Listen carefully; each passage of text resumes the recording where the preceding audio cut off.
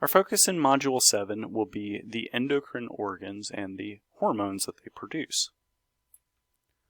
The endocrine system coordinates functions between two or more cells, and it also integrates the functions that are happening within those cells. So that is, the endocrine system will change what the cell is doing in response to the particular chemical messenger, which is called a hormone, that endocrine gland releases.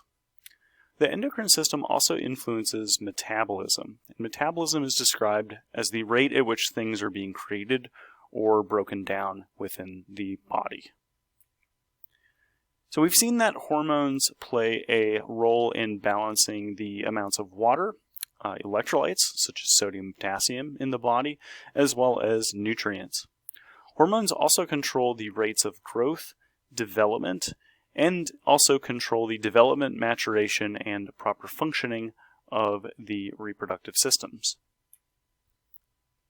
So both the nervous system and the endocrine systems function in controlling and coordinating body functions. However, they accomplish this task in vastly different ways. Here we will compare and contrast how the nervous and endocrine systems work. So recall that the nervous system is a fast-acting system, at least compared to the endocrine system. So we saw that when a neuron is stimulated, it releases a chemical messenger called neurotransmitters that will then signal other cells or tissues that neuron has a synapse with. Neurons can respond in fractions of a second to a stimulus. Meanwhile, the endocrine system initiates responses much more slowly, and it often takes several minutes or even several hours for an endocrine gland to release its hormones into the bloodstream, and then for the cells and tissues of the body to respond to that particular hormone. So both the nervous and endocrine systems use chemical messengers to stimulate the cells and tissues that they communicate with. In neurons, we saw that electrical signals called action potentials lead to the release of neurotransmitters from the axon terminals of neurons.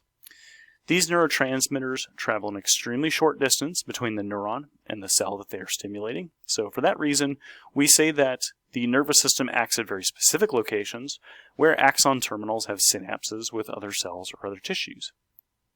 The chemical messengers of the endocrine system, which are called hormones, function a little bit differently. Endocrine glands release hormones into the bloodstream. These hormones will then travel in the bloodstream until they reach their target organ, their target tissue, or their target cell.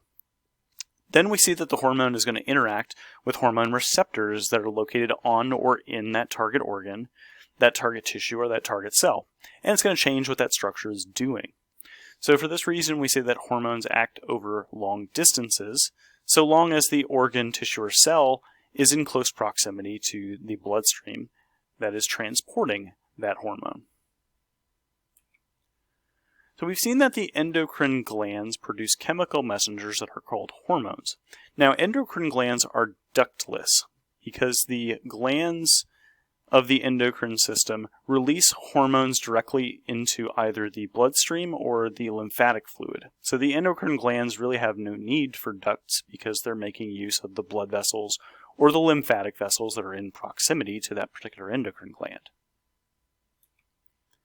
So the endocrine organs are scattered throughout the entire body. They are not grouped together with one another, and we see that they don't need to be grouped together because they release their hormones into the bloodstream or into the lymphatic fluid. So this eliminates the need for them to be clustered together. We also see that some of the endocrine organs, for example the pancreas, have functions other than the production and release of hormones. We see that the major endocrine organs are the hypothalamus, the pituitary gland, the thyroid, the parathyroid, the adrenal gland, the pancreas, and the gonads. The hypothalamus is part of the diencephalon, so that is, it's part of the brain, but it also controls the release of hormones from the nearby pituitary gland. The pituitary gland is an endocrine gland that is located at the inferior side of the brain. Moving down, we see that the thyroid gland is located inferiorly to the larynx, within the base of the neck. The parathyroid glands are tiny glands that are embedded within the thyroid gland. The adrenal glands are pyramid-shaped glands that sit atop the kidney.